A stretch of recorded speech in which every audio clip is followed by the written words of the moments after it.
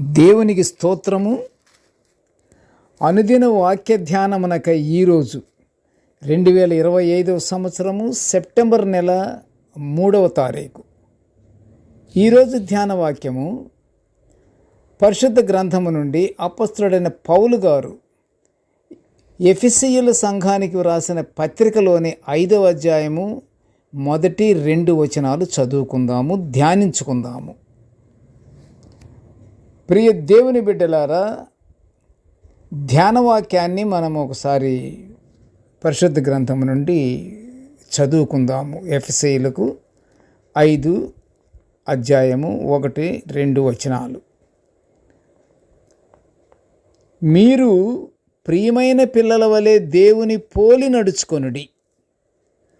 క్రీస్తు మిమ్మును ప్రేమించి పరిమళ వాసనగా ఉండుటకు మన కొరకు తన్ను తాను దేవునికి అర్పణముగాను బలిగాను అర్పించుకొనెను. అలాగుననే మీరును ప్రేమ కలిగి నడుచుకొనుడి. ప్రియ దేవుని బిడ్డలారా, నేటి ధ్యానవాక్యము చక్కగా మనము ఆత్మీయ జ్ఞానముతో పరిశీలిస్తే ఇక్కడ ఏమి జరుగుతున్నాయి అంటే ప్రేమను తెలియపరుస్తుంది. ప్రేమ, ఆ ప్రేమతో మనము దేవుని పోలి నడుచుకోవాలి అంటున్నాడు పౌలు గారు.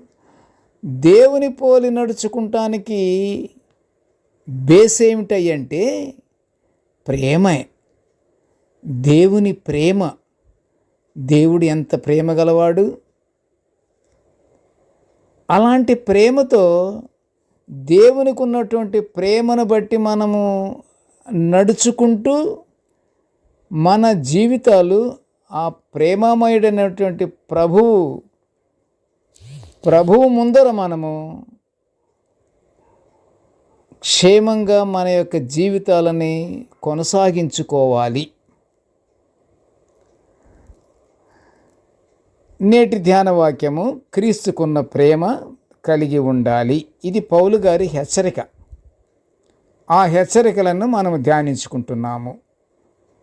ప్రియ దేవుని బిడ్డలారా, దేవుని ఎదుట మనము పరిశుద్ధులముగాను నిర్దోషులముగాను ఉండాలి అని జగత్తు పునాది వేయబడక మునిపే మనలను క్రీస్తులో ఏర్పరచుకున్నట్లు అపొస్తలుడైన పౌలు గారు ప్రకటిస్తున్నారు. జగత్తు పునాది వేయబడక మునిపే మనము క్రీస్తులోనే మనం ఏర్పరచబడ్డాము. ఈ విషయాన్ని పౌలు గారు నొక్కి ఒక్కాణిస్తున్నారు. అయితే మానవులు వారి వారి జీవితాలలో కొన్ని విషయాలు, చెప్పుకోలేనంత బాధలు, కొన్ని విషయాలు ఆనందాన్ని కలుగజేసే విషయాలు అన్నీ జరుగుతున్నాయి. పరిస్థితులను బట్టి మంచి చెడు రెండు జరుగుతుంటాయి. కుటుంబాలలో ఉన్న కుటుంబ వ్యక్తులకే ఒకరికొకరికి గిట్టని వాతావరణం ఏర్పడుతుంటుంది. దానిని దేనిని ఎదుర్కొని కుటుంబంలో ఒకరికొకరికి గిట్టని వాతావరణం ఉందే, దానిని ఎదుర్కొని పౌలు గారు చెప్పినట్లు ఎల్లప్పుడూ ఆనందంగా ఉండాలి. గిట్టకపోవటం ఏంటి? ఒక కుటుంబంలో బిడ్డలు, ఒక తల్లిదండ్రులకు బిడ్డలు అల్లారు ముద్దుగా పెరిగిన బిడ్డలు పెద్దవాళ్ళు అవుతారు. ఆ పెద్దవాళ్ళు పెద్ద మనస్సులు ఏర్పడ్డాక ఒకరికొకరు గిట్టకపోవటం ఏంటి? గిట్టకుండా ఉండకూడదు. మనంతటా మనమే సమర్థించుకోవాలి. మనం ప్రేమపూర్వకమైనటువంటి వాతావరణంలో మనం పెరగాలి. ఐక్యతా భావంతో పెరగాలి. ఆనందంగా జీవించాలి. ఇది ప్రభు వారికి ఇష్టమైనటువంటి వాతావరణం. ప్రియ దేవుని బిడ్డలారా, అలా ఉంటే చక్కని వాతావరణం, నెమ్మది గల వాతావరణం, సమాధానకరమైన వాతావరణం ఏర్పడుతుంటుంది. దానిని ఎదుర్కోవాలని పౌలు గారు అంటున్నారు. ఎల్లప్పుడూ ఆనందంగా ఉండాలంటున్నారు. మనము ఎప్పుడైతే ఆనందంగా ఉంటామో మనము సాతానుని తప్పకుండా ఓడించినట్లే, ఓడిస్తాము కాదు, ఓడించినట్లే. ఆనందంగా ఉన్నాము అంటే సాతానుని ఓడించాము.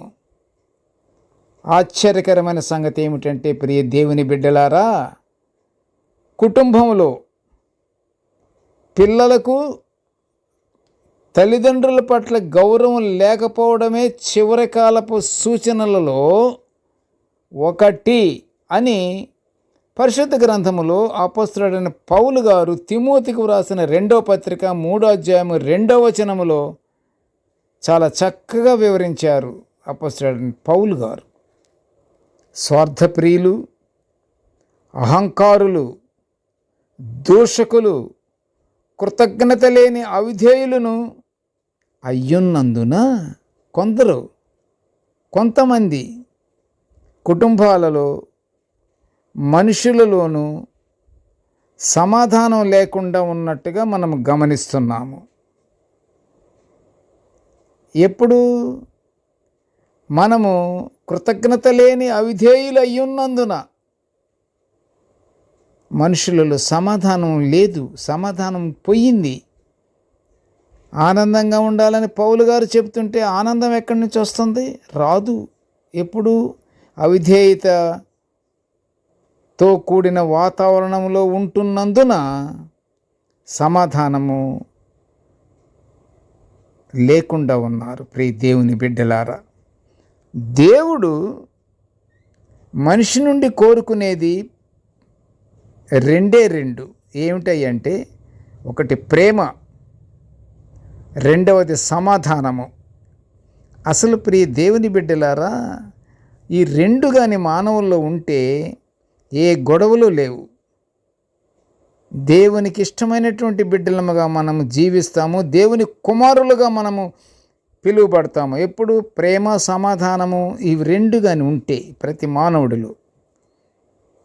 కుటుంబాలలో ఈనాడు ఒకరికొకరు ఐక్యత, సమాధానము లేనందువల్ల అపవాది కుటుంబాలపై యుద్ధం ప్రకటిస్తుంది. ప్రియ దేవుని బిడ్డలారా, జాగ్రత్తగా వింటున్నారు కదా. కుటుంబాలలో ఒకరికొకరు ఐక్యత, సమాధానం లేనందున అపవాది చేతుల్లో చిక్కి కుటుంబాలపై యుద్ధము ప్రకటిస్తుంది అపవాది. కుటుంబాలను ఏర్పాటు చేసింది మరి దేవుడే కదా. మరి ఇక్కడ అపవాది రైడింగ్ ఏమిటి? మనకి అపవాది ఎందుకు వస్తున్నాడు? ఎందుకని? కుటుంబంలో ఐక్యత లేనందువల్ల. ప్రతి ఒక్కరూ గమనించాలి. అన్ని కార్యక్రమాలు, దేవుని యొక్క విధి విధానాలను మనం పాటిస్తున్నాం, కానీ ఐక్యత ఒక్కటే లేదు. చాలా అది ఒకటే. ఐక్యత కానీ లేకపోతే అపవాది కుటుంబాలపై విర్రవీగుతుంటుంది. కుటుంబాలను ఏర్పాటు చేసింది దేవుడు కదా. మరి ఆ కుటుంబాలలో శాంతి, సమాధానం లేనందువలనే కదా అపవాది ప్రవేశానికి తావివ్వబడుతుంది. చూడండి, కుటుంబాలలో గౌరవమైన కలయిక, గౌరవంతో కూడిన సమాధానాలు ఉన్నాయా? ప్రశ్నించుకోండి ఒకసారి. అవి ఉన్నాయి అంటే మనం దేవుని బిడ్డలము. అపవాదికి చోటు లేదు అక్కడ. అవి లేనప్పుడు అపవాది ప్రవేశానికి అవకాశం ఉంటుంది. గౌరవమైనటువంటి కలయిక ఉండాలి, గౌరవంతో కూడిన సమాధానం ఉండాలి. మరి దేవుడు నిర్మించిన కుటుంబాలలో ఆయన కోరేది ఏమిటంటే, ప్రియ దేవుని బిడ్డలారా, ఆయన కోరేది మానవుల నుండి ప్రేమ. గనుక కుటుంబాలలో ప్రేమ కలిగి పరిమళ వాసనగా మన జీవితాలు దేవునికి అర్పించుకుందాము. నిత్య ప్రార్థనలతో, ఎడతెగని ప్రార్థనలతో దేవునికి దేవుని మహిమపరుచుకుంటూ పరలోక ఆశీర్వాదాలు పొందుకుంటూ మన యొక్క జీవితాలను ఆనందముతో మనము కలిసి దేవుణ్ణి మనము స్తుతించుకోవాలి. ఎడతెగని ప్రార్థనలు మనము చేసుకుంటూ ఉండాలి. ఎప్పుడైతే ఎడతెగక ప్రార్థన చేస్తున్నామో సాతానికి దారి లేదు, సాతానికి చోటు లేదు, సాతానికి ప్రవేశము లేదు. మనకి ప్రవేశం ఉన్నదల్లా ఎక్కడ అంటే పరిశుద్ధాత్మని ద్వారానే మనకి ప్రవేశం ఏర్పడుతుంది. కనుక ప్రియ దేవుని బిడ్డలారా, మనము నిత్యానందముతో మనము జీవించుచు దేవునికి ఇష్టమైన బిడ్డలముగా ఉంటూ పరలోకాశీర్వాదాలు పొందుకుందాము.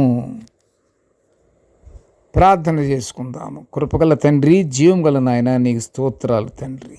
ప్రభువా, నీ దివ్యమైన వాక్యాలను నిత్యము మేము ధ్యానించుకునే ఈ గొప్ప భాగ్యాన్ని మాకు అనుగ్రహించినందుకు నీకు స్తోత్రములు నాయన. తండ్రి, నేటి ధ్యాన వాక్యాన్ని వినుచున్న ప్రతి బిడ్డను ఆశీర్వదించయ్యా. కృపగల నాయన, స్తోత్రాలు తండ్రి. మేము ఎల్లప్పుడూ తండ్రి నిన్ను పోలి మేము నడుచుకునే భాగ్యాన్ని మాకు అనుగ్రహించమని తండ్రి నిన్ను వేడుకొనిచుంటున్నాము తండ్రి. మేము నాయన నిన్ను ప్రేమించి మేము పరిమళ వాసనగా ఉండుటకు దేవా మాకు అంతటి భాగ్యాన్ని అనుగ్రహించమనియు మమ్మల్ని ప్రతి ఒక్కరిని దీవించి ఆశీర్వదించమని నాయన ఈ మనవులన్నీ యేసయ్య పుణ్యనామమున వినయముగా వేడుకొనిచుంటున్నాము తండ్రి. ఆమెన్. దేవుడు మనల్నందరినీ బహుగా దీవించుగాక. Amen, amen, amen.